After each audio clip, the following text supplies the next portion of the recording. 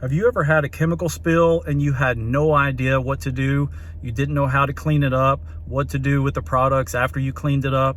So how do you clean up a chemical spill? What do you do if you have a chemical spill? So I work in lawn care and I roll around with a tank full of pre-emergent products all day long. So I have a plan in place if I ever have a chemical spill, and I'm going to share that with you today. So let me hop out of the truck and I'll go into more detail.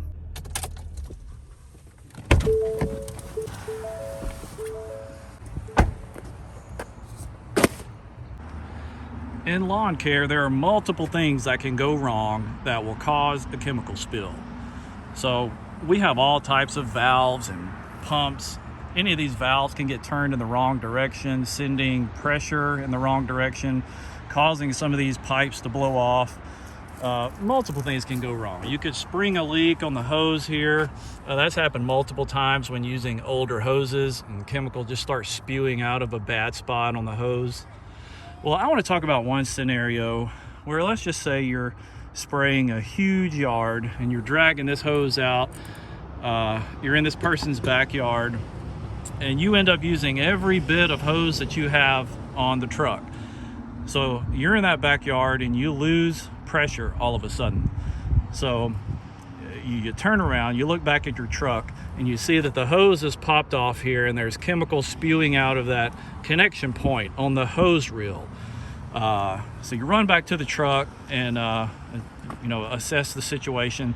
All of that is a part of step one, which is to assess the situation. You want to figure out what the problem is. Where is the leak coming from? What caused the leak? So assess the situation, evaluate your surroundings, figure out what's going on. And step two is pretty obvious, but you want to stop the leak. So in my situation here, all I have to do, I've got a kill switch here. It's an on-off switch. In lawn care, if you have a chemical spill, most of the time it's due to pump failure. So if you could just simply cut your pump off, that stops the pressure of the chemical coming out of your tank. Now the next step is to contain the spill, and that's where this nice spill kit comes into the picture. So let's see what all we have inside of this spill kit. All right, so first of all, you got a pair of gloves here. So you definitely want to put some gloves on. In this specific scenario that we're talking about, we were already spraying someone's yard, so we should already have gloves on. So let's get into this kit here. So we're talking about containing the spill, okay? So we have these buoys here. I'm not sure what you call them. They remind me of those things you saw in Grandma's house that she put under the doorways to stop the draft from coming in. So anyway, the idea here, especially if you're on a slope, let's just say this is where our chemical spill is, all right? It just spewed right out of our truck here, and it just started gathering on the side of the road or in the driveway or wherever you're parked at. So you want to contain the spill. I'm on flat ground here, but let's just pretend that we're on a slope and the chemical is trying to roll that way. So lay this down, keep your chemical contained, especially if you had a storm drain close by, which we don't here. You definitely want to avoid that chemical getting into a storm drain and possibly getting into a water source like a creek or river. So contain the spill. Maneuver this however you need to. As soon as you put it down, this is going to start absorbing the product. So once you contain the spill, the next step is to clean the spill. So in this spill kit that I'm using here, again, make sure you have gloves on. It comes with this absorbent material.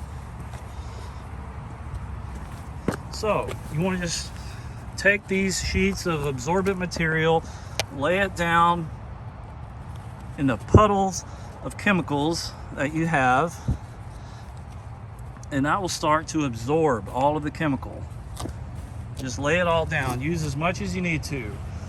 If that gets soaked up and it doesn't do the trick, remove those, lay down more, clean the spill.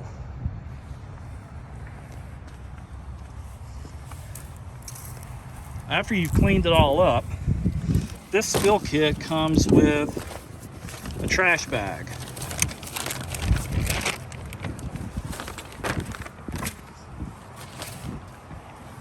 So with your gloves, you want to pick up all of the chemical soaked material that you've just laid down, put it in the trash bag here, and seal it up.